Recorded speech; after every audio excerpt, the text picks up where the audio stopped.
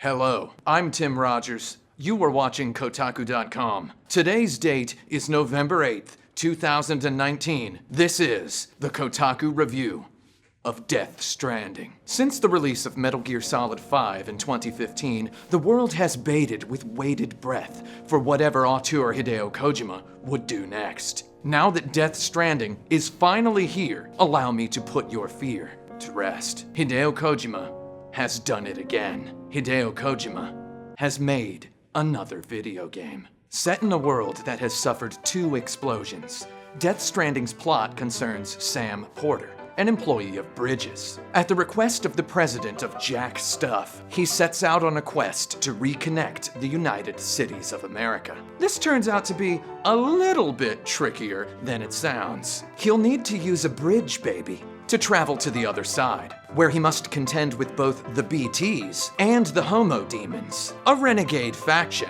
engineering timefall voidouts. With the assistance of my favorite character from Mission Impossible Ghost Protocol, and a chattering shoulder-mounted robot buddy who wisecracks a little bit more than the trailers led me to believe, he will wear sunglasses, vomit, cry, endure the elaborate cattle prod hazing rituals of hazmat cleanup workers, and produce a 10-meter ladder from his wallet.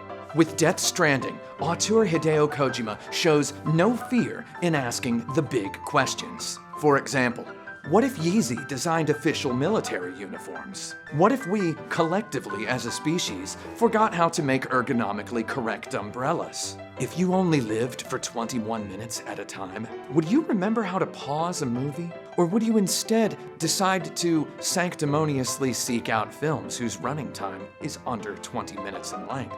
Wouldn't it be cool to meet the star of Valhalla Rising?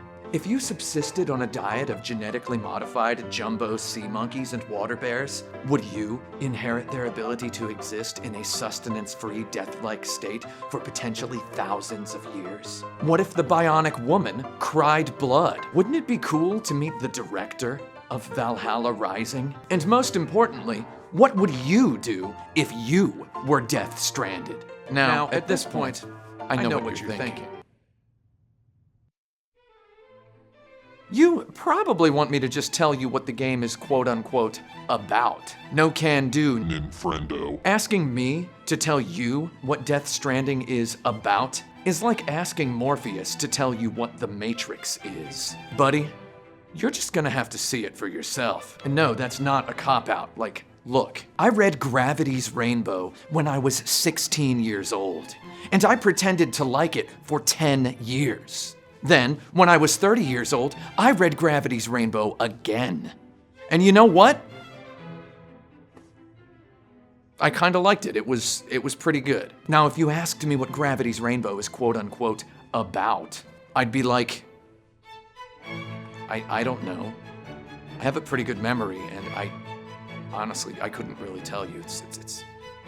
It's about a lot of stuff. So yeah, I've read Gravity's Rainbow twice. I've even read Ulysses twice. I've read Moby Dick 6 times, and I understand it. Yeah, I've read several novels by Umberto Eco. No, I have not read Infinite Jest. Just because I'm a 40-year-old college-educated white guy who has written at least 12 unpublished novels about tennis does not mean I have read Infinite Jest. Yeah, I've read the collected fictions of Jorge Luis Borges in Spanish. And yes, of course I've read the entire bibliography of Kobo Abe in Japanese. Yeah. I've read Finnegan's Wake exactly as many times as is humanly possible. I dare you to even think about asking me what Finnegan's Wake is about. Seriously, try asking me what Finnegan's Wake is about. Watch what happens. You, on the other hand, probably have not read a single Esperanto translation of any work of Shakespeare, and you're asking me what Death Stranding is quote-unquote about? You probably think a Jackson Pollock painting is about diarrhea. You probably haven't even read every Strugatsky Brothers novel in Russian. You probably think hard to be a god is a line from Duke Nukem Forever. Like all great literature, Death Stranding provides us a relatable hero. Sam Porter, played by Norman Reedus, carries a fetus and tells it like it is. Now, he can't see the BTs, though he can sense them. His hobbies include wearing sunglasses, carrying multiple suitcases as though they were a single backpack, showering, climbing ladders, and popping wheelies on his sick balloon-tired motorcycle while his raven buddies cheer him on. Careful though, fail to pull off enough sick tricks within the time window, and your crow friends will come crashing to the ground, and their deaths. I suppose you would like to know about the gameplay now. Well, relax, pal. Death Stranding does have gameplay. Yes, you move the left analog stick to manipulate your character. Yes, you press the action button to interact with objects. Yes, you do have an inventory of items. You can use a ladder. Don't worry, you have attacks. You can punch a dude. You can hit a guy with a suitcase. You can dodge guys' melee attacks. And if that's not quite your playstyle, of course you can always pick up an assault rifle and perforate your haters. One could say that Death Stranding expertly redefines the dynamic of The Last of Us, asking players to frequently switch modes between more militaristic human-on-human encounters and segments more centered on psychological horror. However, in my opinion, to reduce it to such a pedestrian vocabulary would ignore just how deeply ingrained Death Stranding's world building is with its phantasmal, ephemeral online multiplayer component. In other words, like all video games, Death Stranding is exactly like Dark Souls. Though imagine if Andrei Tarkovsky had directed Dark Souls the movie. Death Stranding would be the video game version of that. You heard me right. They should have called it Dark Souls. One thing I wish I'd known before I started the game was that if you want to go to the other side, you're gonna need to make sure you bring a bridge baby. What's a bridge baby, you ask?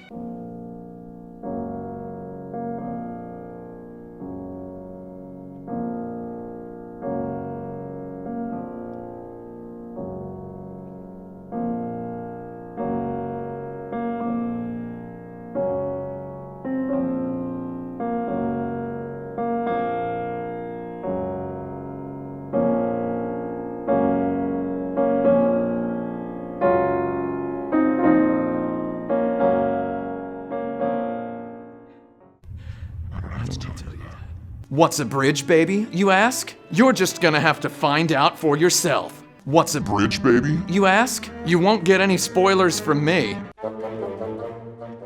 Whether it's rocking your OLED, your surround system, or both, Death Stranding is a sensorial delight. Gunshots sound clean as chocolate chip cookies. The battle-scarred surface of a post-freak-apocalyptic Earth will have you craving red velvet cupcakes. Artist Yoji Shinkawa's visions of future technology collide effortlessly with the breathtaking answers to unholy questions such as, what if skeletons obeyed television's Hannibal Lecter? What if tanks were made of seafood? And the result is a disgusting friction that will be more real to you than reality ever was. Death Stranding is a nightmare turned into gigabytes of raw data, and it will become part of your mind before you can tell it not to. If I had to make one small complaint, I'd have to say it irked me to constantly see the name of a song slide up out of the corner of the screen every time the track changed. I'm not gonna lie, kinda killed my immersion. In conclusion, I first met Hideo Kojima in 2003. I mean, it's not really bragging, it happened. Hideo Kojima, look at me. Do you remember me? Look into my eyes. The first question I asked you the first time we sat down to talk was where you bought your glasses. And you told me. I went to that shop the very next day. I was quite poor and struggling as a freelance writer, so I was unable to afford anything in the shop. However, when afford something I could, I returned there and I purchased these. 1 year later, on my birthday, I bought another pair, and another. I even bought a pair of prescription sunglasses. What I'm saying is, I took your advice, Hideo Kojima. Did you take mine? I bet you did. I still have audio recording files of that first interview I did with you. We talked for 3 hours. I asked you if Solid Snake's affinity for wearing a cardboard box had something to do with Kobo Abe's novel, The Box Man, you replied that, unfortunately, no, it didn't have anything to do with The Box Man, which is a novel about a guy who puts a cardboard box on himself that goes down to about his waist and walks around wearing it, desiring to be invisible from people in society, most of whom recognize that that's a person, yet avert their eyes. It's a commentary. It's kind of a novel about stealth in a way, except, in a way that we're all hiding all the time. You said some other people had mentioned Kobo Abe to you, particularly the novel The Box Man. However, you hadn't gotten around to ever reading it. At that moment, I must have just, what I would think was just barely imperceptibly, I frowned. Just a little, like a tiny little frown. Not like a Judge Dredd face, like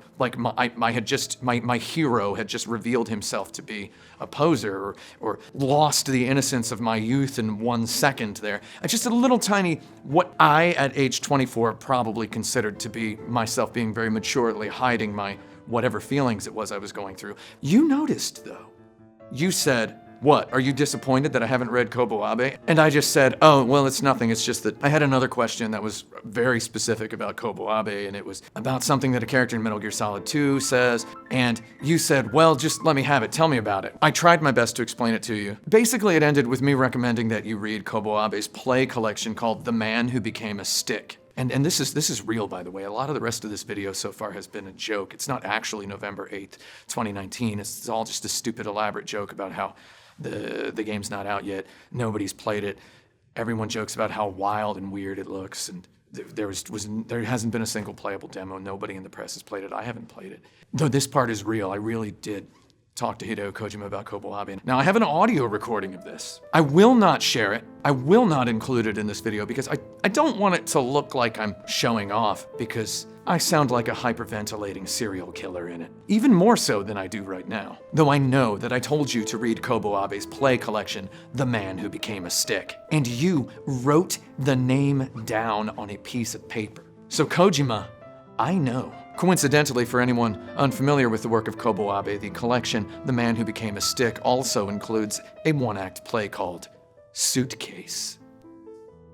Suitcase. Suitcase. Suitcase. Suitcase. Suitcase. I know you read them, Hideo Kojima. I know that you know 98.4% of human beings become sticks when they die. And I know that there's a chance we might become a rope. I also know that Hakusan ST Titan eyeglass frames are the lightest titanium eyeglass frames I have ever touched, much less worn, much less owned. I have never experienced a single iota of a pinching sensation on my nose while wearing these glasses. So what's going on with Mads Mikkelsen here? Did the time fall change the atomic weight of titanium? So it's do or die time. Is Death Stranding like heaven on earth? Or is it going to leave you feeling stranded?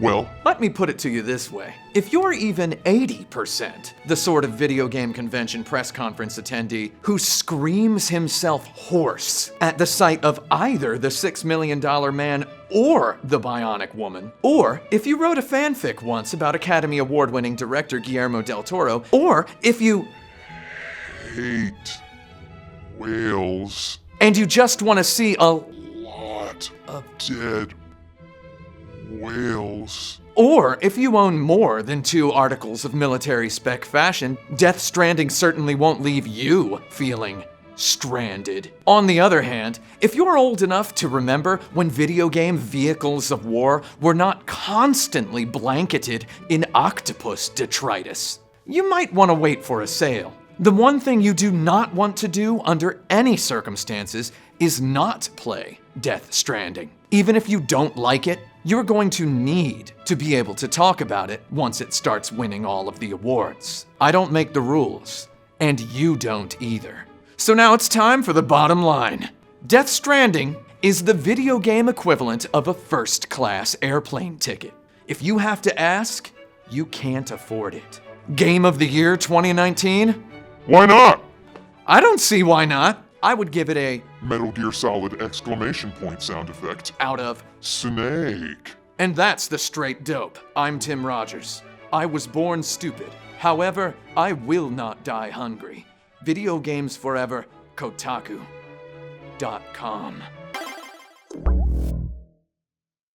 Worst video ever. Did you turn the camera off yet? There's a character in the game called Die Hard Man. I hope in the next one there's a character named Under Siege Man. Thanks for watching. If you want to subscribe to the channel, I'm not gonna stop you. Just don't come crying to me when the content's too good.